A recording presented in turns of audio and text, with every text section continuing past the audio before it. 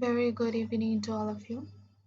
Today, for discussion, I have taken the topic which is very important, the crime against women in India.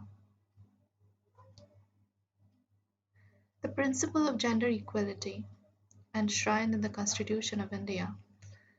In order to uphold and implement the constitutional mandate, the state has enacted various laws and taken measures intended to ensure equal rights, check social discrimination, and various forms of violence and atrocities.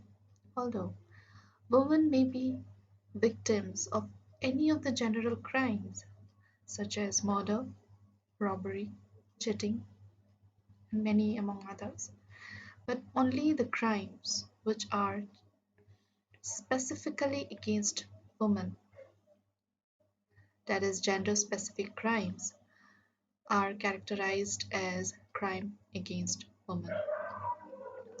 So various new legislations have been brought and amendments have been made in the existing laws with a view to handle these crimes effectively. And some of them we can highlight as the crime heads under the Indian Penal Code. But we cannot ignore the fact that history itself has spoken about the status of women, where woman has always been treated inferior to men in different spheres of life, treated as sex objects by battering, torture of unmarried daughters, sisters, and other family relatives are very common phenomena, especially in India, where in a traditional culture we have experienced where girls are perceived as a burden on the family because of huge amounts of money required for her wedding as dowry. So girls are generally not encouraged to take up even middle or higher education.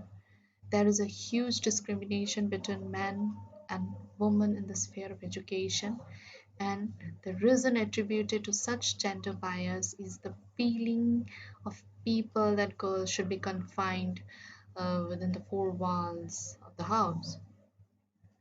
So their humiliation, harassment, torture, exploitation of women is an odd as in the history of family.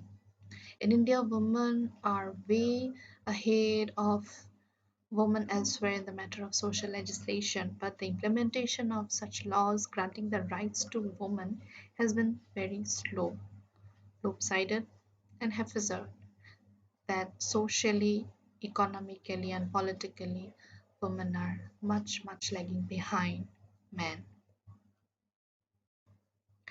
So, crime against women in India, here a few data I have provided. I've taken from the National Crime Records Bureau. Here we can see in 2017 the numerics which has increased to a lot in 2019, and majority of these cases under Indian Penal Code were registered under cruelty by husbands or relatives. Okay, that is 30.9%, and which is followed by assault on woman with intent to outrage her modesty, that is 29.8%. Kidnapping and abduction of women, that is 17.9%, and this was recorded in 2018 by NCRB. So these are the records of 2019, the murder with rape or gang rape, which is a large number. So dowry deaths, abetment of suicide of women, and a new concept has come up, a new issue has come up, that is honor killings in India. So Human Rights Watch defines honor killing as follows: Like honor killer crimes are acts of violence, usually murder committed by male family members against female family members who are perceived to have brought dishonor upon the family. So here in India, the Indian culture and the tradition, especially among the Hindu families, Hindu culture, we have seen the caste system is very rigid.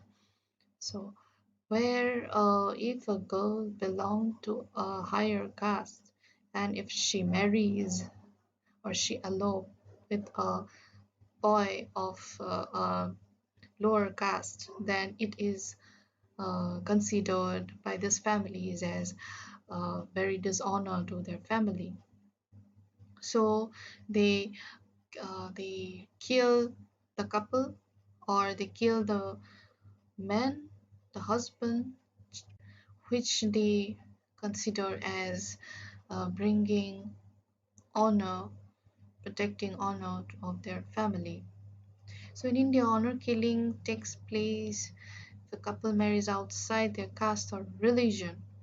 So there is a Khap Panchayat.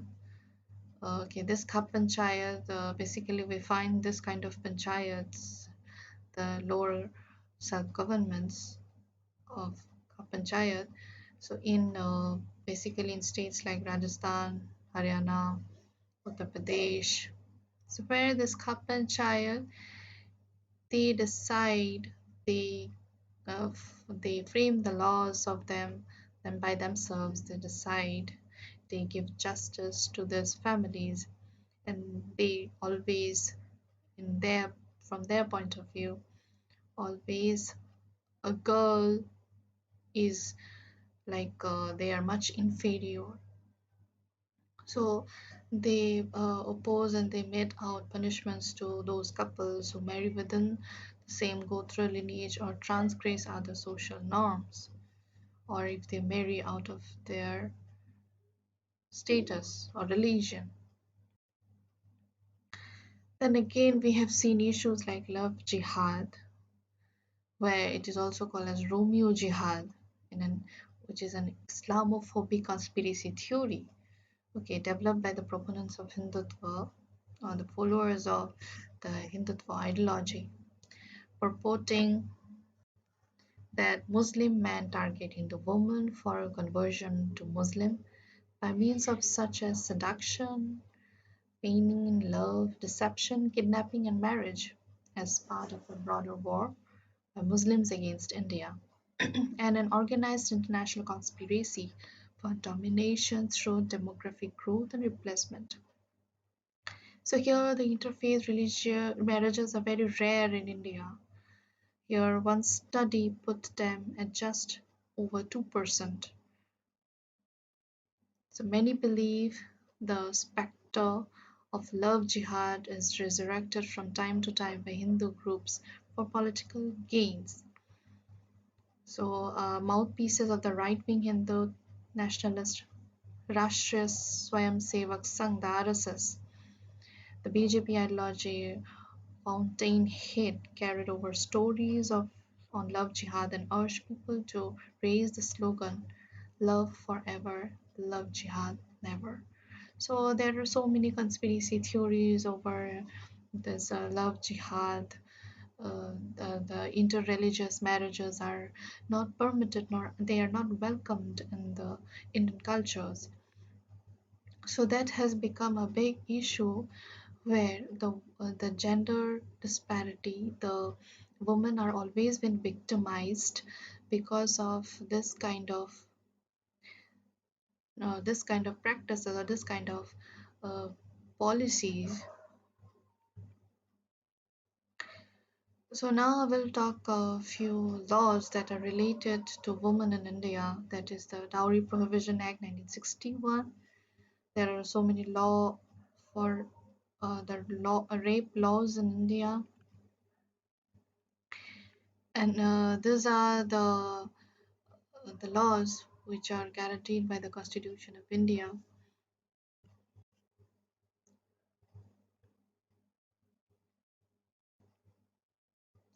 Again, there is one more issue I would like to highlight, that is the acid attack. There is no doubt that in India we have been experiencing many cases of assault against women, and one among them is the acid attack. Acid throwing is also called as an acid attack. Is a form of violent assault defined as the act of throwing acid or a similar corrosive substance into the body of another with the intention to disfigure, maim, torture, or kill. The perpetrators of this act throw acid at their victims, usually at their face, burning them, damaging skin tissue, often exposing and sometimes dissolving the bones. The long-term consequences of these attacks may include blindness as well as permanent scars on the face and body. So this is not only affecting women on their faces, on victims, but it completely breaks one's soul, one's self-confidence, socio-psychological, economic, and many kind of effects remained. They lifelong they couldn't afford to come out. So there are so many cases which are still pending.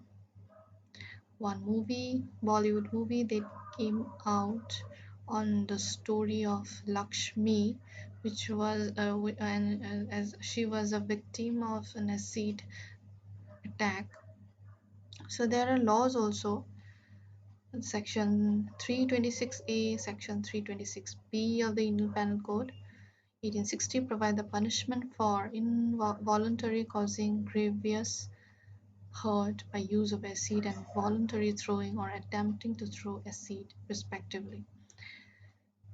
So there are numerous cases filed against this kind of crimes in India. Again, we have experienced so many assault violence against women during the lockdown period from 2020 to till 2021. So social isolation and lockdown. Here again, coronavirus has impacted the all over world, but it has impacted on the lives of women in a very different manner. So in just a month of April, Haryana recorded 66 rape, 142 cases of molestation, 117 cases of dowry abuse and deaths, and 62 cases of kidnapping just during the lockdown period. And Punjab has recorded a surge of 50% cases of domestic violence. Domestic violence complaints in India is now at a 10-year higher during this COVID-19 lockdown periods. So just imagine how the women are been victimized of something which has affected the all over world, the whole human race, but which has affected the life of a woman to the extent of, to a larger extent, to a in a different way, so that we cannot ignore, because homemakers, they stay in the home, they are confined within the four walls of the house during the lockdown periods, where they had to stay, they are forced to stay with their abusive husbands, with their family members, and this in this way they are much much uh, they are much uh, in insecure environment, and that is why women had to face, especially the homemakers had to face a lot during this lockdown period. Again, there are many cases which have come up, uh, where we can see especially the sex workers who are been confined with their pimps, who are been confined with their brokers, the traffickers. During the lockdown period, they couldn't earn, they couldn't come out, they were tortured, they were assaulted, uh, they had to face physical, psychological, economic uh, violence by their partners or by their brokers. So this has automatically increased crime against women as a whole. So in the concluding part, I would like to say that in the present, the criminal justice system of India, women are now safe, and there is always a kind of threat feelings generated among the women that in the present scenario they can be easily victimized from any nook or corner of the society. The, in brief, the following measures may be suggested for reducing women's depersonalization trauma. So, one thing we can do, that is the legal literacy among women. We should be raised to create awareness of the rights among women through media, by published journals, or by counseling, by voluntary agencies, judicial activism we need, that is by giving liberal and creative interpretation of law than liberal or technical interpretation, then constant monitoring of justice and examining impact of legislature. So here in India, the legislature must think of creating a kind of helpline so that any woman in the any from any corner of the country can uh, get touch with that helpline and ask for help if she is in trouble, if she is in problem. So that kind of a constant monitoring is very much necessary. Monitoring rescue homes also, that is also very important. There should be shelter homes, there should be very more rescue homes for for the recovered victims, so that they can stay there, they can attend in schools, or they can, if they want they can work, if they want they can go for education, higher education, and they can improve their life. Then strengthening free legal aids societies. Okay, so the society must be very concerned, society must be very much um, friendly towards women, towards the victimized woman. Okay, because we human, we cannot survive alone. We need a social relationship. We live in a society. So, where the voluntary organizations, the NGOs, the social civil society is very much important. They play a very important role in our individual lives. So that is very important. Then effective functioning of family courts and family counseling services, etc. So here in the traditional Indian culture, divorce is not very welcomed. Separated women are looked down with a very different perspective. So those kind of things must be changed. We need reformation. If a woman is not happy with her partner, she can get divorced easily. If she wants, she can approach to a counselor for family counseling. Okay, those kind of things are very much required. Those kind of institutions, organization and reformation is very much the need of the time for the safety and security of women's life and dignity. So here again, the NGOs and the National Commission for Women in India have provided toll-free numbers for taking complaints. So there is a very good development uh, up again a policy was been adopted by the National Commission for Women in India. They started a movement of the Raid Bindi. The Raid Bindi was actually the any woman, if she is facing any kind of cruelty, any kind of violence against any family member or from her partner, so she can put a Raid Bindi on her hand and just she can give it as a signal.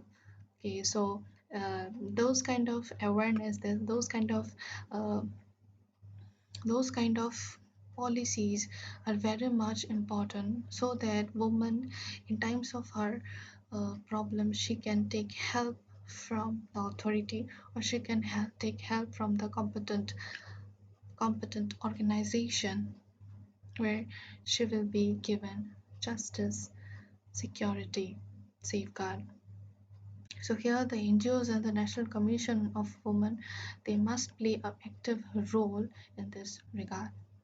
So I would like to conclude here by saying that Beti Padhao, Beti Bachao, which a very popular slogan has been put forward by the present BJP government.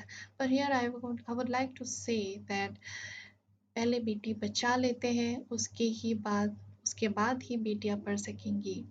So I would like to thank you by saying that.